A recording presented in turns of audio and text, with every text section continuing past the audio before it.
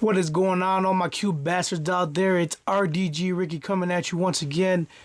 And it's time to talk some more baseball. Now, before we get started and get into the specifics, guys, if you haven't subscribed yet, subscribe to the channel. Let me know what you guys think. I appreciate so far everything I've been getting from you guys. And I've got nothing but positive feedback, and I appreciate it. And even if it's negative, I don't give a shit. Just tell me anyways. I won't be that butthurt about it. Just tell me. We good. So, drum roll, please. We're going to talk about the best team in baseball. Hold on a second here. I don't care if you don't believe that.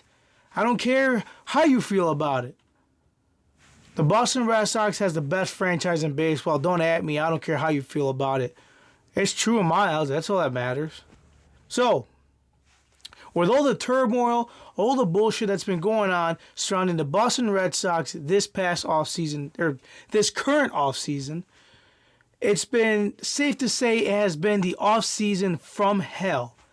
From any franchise, any team I have just seen this year or in recent memory, it's been hell. Between the sign stealing scandal, them losing their manager, him getting parting ways, letting go of Alex Cora. I'm not saying it wasn't something that needed to be done. It needed to be done, and he needed to go. You can't have that attention in your franchise. It's just too much, overbearing. And then recently more, you got, you're trading away essentially your franchise player to get yourself under luxury tax, which as of right now, nothing is 100%, nothing is complete yet. I wouldn't get my hopes up. Would I scream like a little girl if he stayed? Yes, I will cry sad tears, happy tears, all that shit. I'd be excited, ecstatic. So anyways, but in between all this, what got lost, and I didn't even think about it till the report came out earlier today. They still don't have a manager. There is no skipper. How the hell, me being a fan especially, how the hell do I forget that? Well, I don't know. I guess I was more worried about everything else, which I thought was more important. But fuck, you still need a manager, right? I mean, he runs your everyday on the field operations. So there was a report that came out today that after this whole scandal comes to a resolution, which they're going to say the Boston Red Sox are not going to be heavily penalized. There will for sure be no players penalized in this matter. So that's a good thing. I feel like the fans have been penalized enough with this, with them trying to move on from Mookie Betts and all this other shit. So they're looking into promoting Ron Roenicke. Now, I want to address this because I saw it online, some fans, Red Sox fans. Well, yeah, that's just great. The upper management, they're just going to bring in a bunch of no one that we've never heard of. Come on. If you're saying that, it's because you're an idiot and you know nothing about baseball. Ron Roenicke has about 30 years in the league, man. So Ron Roenicke, he's got experience at the major league level. It's not like he's some bum off the street that's going to go ahead and coach a bunch of grown-ass men.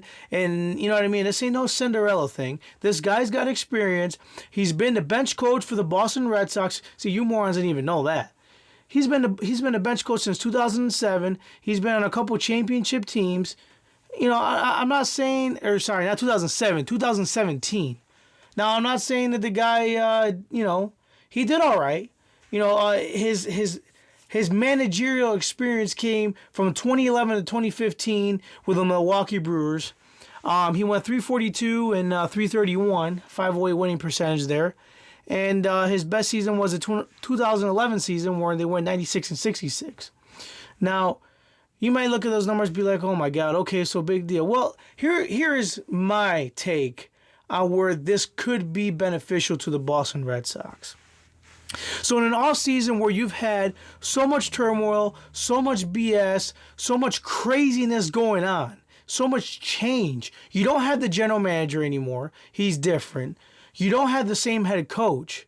So far as we know, everybody else, all the assistants are staying, but that's up to the discretion of the new skipper coming in, It could change. But chances are if it does happen and it happens as expected that they bring up Ron Roenicke and they promote him, well, listen, most of the staff's probably going to stay with the exception of somebody filling in that bench role that was just lost if he gets promoted within.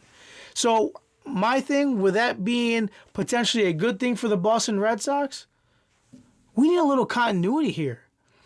This is going to be a good move, I believe, for the players. They're familiar with this guy. He's been in the organization now for a few years. You're not bringing in somebody completely new that's going to try and necessarily change every single thing. He's familiar with the players. He's probably comfortable with them, and they're probably going to be comfortable with him. So in a season that we're heading into with so much unknown, I think it's going to be a good thing to bring in someone that is experienced dealing with you as a player, experience dealing with the franchise and how it works, and just overall, I think it's going to be a good thing. I really do. I think it's not only a good thing, but I think it's the safe thing to do. If you're not looking to make a huge splash, I don't think there's a need to make a huge splash or a knee-jerk reaction to hire some sort of hot shot to come in and push his weight around. I think the players will respect upper management if they go ahead and they promote Ron Roenicke as the Red Sox skipper in 2020. That's it, y'all. Subscribe, like, share, comment. Let me know. See y'all.